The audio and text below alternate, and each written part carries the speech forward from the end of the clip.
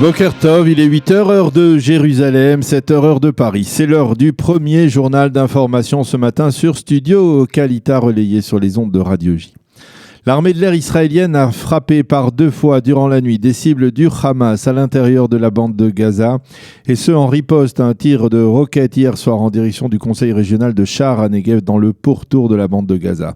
Des avions de chasse israéliens ont bombardé des cibles du Hamas dans le nord de la bande ainsi que des fortins de la police maritime de Gaza. Il n'y a pas eu de blessés mais seulement des dégâts. C'est dans ce contexte de tension que l'émissaire du Qatar dans la région, Mohamed El Hamadi, doit être de retour à Gaza dans les 2 prochains jours et il devrait être le porteur de millions de dollars qui sont destinés, vous le savez, aux habitants de la ville palestinienne et de ses environs. Restons dans le domaine sécuritaire avec un incident qui aurait pu être dramatique mais qui s'est fort heureusement terminé sans dégâts. Une patrouille de Tsahal a ouvert le feu hier en direction d'un petit avion en pensant qu'il s'agissait d'un avion kamikaze qui provenait de Syrie et qui aurait pu pénétrer illégalement dans l'espace aérien israélien. Cela s'est passé dans le nord du plateau du Golan. Fort heureusement, les soldats n'ont pas touché l'avion qui s'est avéré être par la suite donc un petit avion civil israélien. Le porte-parole de Tsahal a qualifié cet incident de très grave et il a déclaré qu'une enquête serait ouverte pour déterminer les circonstances exactes de cet incident. Le président de la République française, Emmanuel Macron, a affirmé hier au micro de la radio israélienne qu'il n'avait pas l'intention de patienter plus encore avec le deal du siècle de l'administration Trump que cette administration doit présenter dans le cadre de la reprise éventuelle de pourparlers entre Israël et les Palestiniens. Je n'émets pas le moindre espoir à ce propos, a déclaré Emmanuel Macron, qui a par ailleurs insisté sur le fait que l'on ne pouvait pas imposer un accord à 2 parties qui ne sont pas intéressées à le mettre en application. Il faut rappeler que pour la première fois depuis de nombreuses années, la réunion du prochain G7, qui se tiendra, vous le savez, à Biarritz, ne mentionnera pas le conflit israélo-palestinien parmi les dossiers importants à traiter. Le président de l'État, Reuven Rivlin, s'est entretenu au téléphone hier avec la présidente de la Chambre des représentants américaine, Nancy Pelosi. Ils ont parlé ensemble des propos très controversés du président américain Donald Trump, selon lesquels tout juif qui vote pour le Parti démocrate prouvera ainsi qu'il souffre, je cite, d'ignorance totale et d'un manque de loyauté.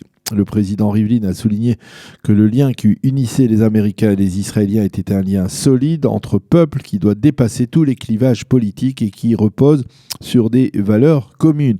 Le président Rivlin a cité le président John Kennedy qui avait à l'époque affirmé que l'amitié avec Israël sublimait les partis politiques et était un engagement national. Ceci étant, un membre juif et démocrate du Congrès américain a déclaré hier que le simple fait qu'il puisse être tenu pour non loyal envers son pays en raison de son identité politique démocrate suscite en lui un profond rejet.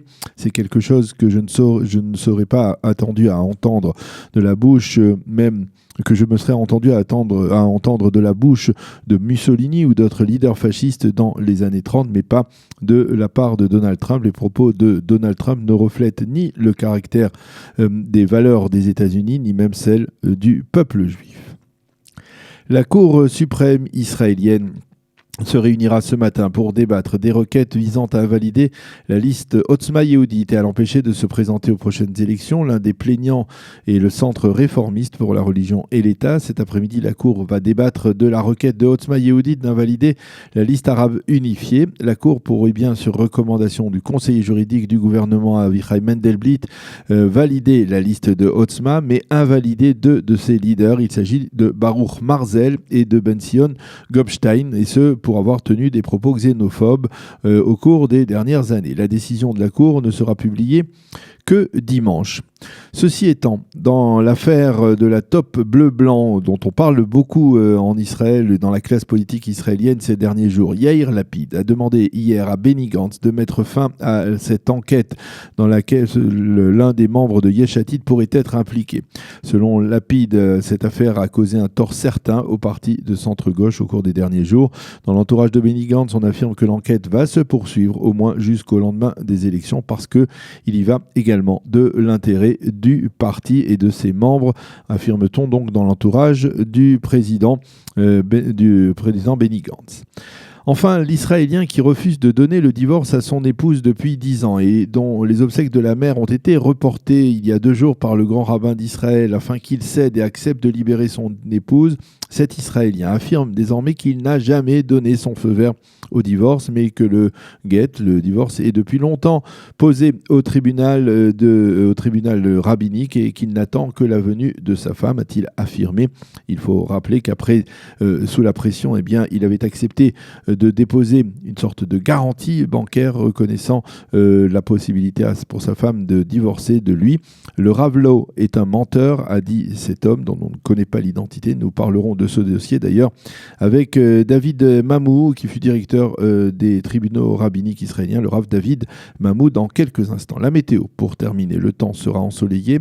Il fera 31 degrés aujourd'hui à Jérusalem et à Tel Aviv et 40 degrés à Eilat. C'est la fin de ce premier journal d'information.